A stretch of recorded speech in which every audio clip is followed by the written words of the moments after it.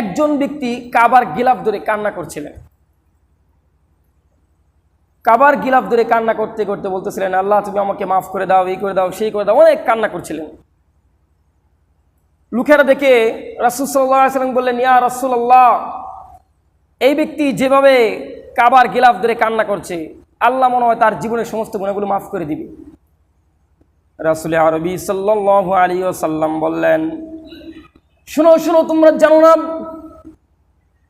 এই যে ব্যক্তি সে যে কাবার গিলাফ ধরে কান্না করছে, তার দোয়া একটু কবুল হচ্ছে না। তার দোয়া কবুল না হওয়ার কারণ হলো মাতআমুহু হারাম, এই ব্যক্তি যা খাবার খায় তা হলো হারাম। মালবাসুহু হারাম, এই ব্যক্তি যা পরিধান করে তা হলো হারাম।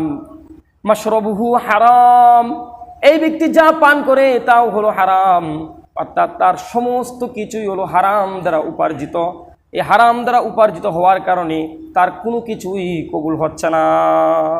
ইন্নাল্লাহ তাইয়্যিব, নিশ্চয়ই আল্লাহ পবিত্র।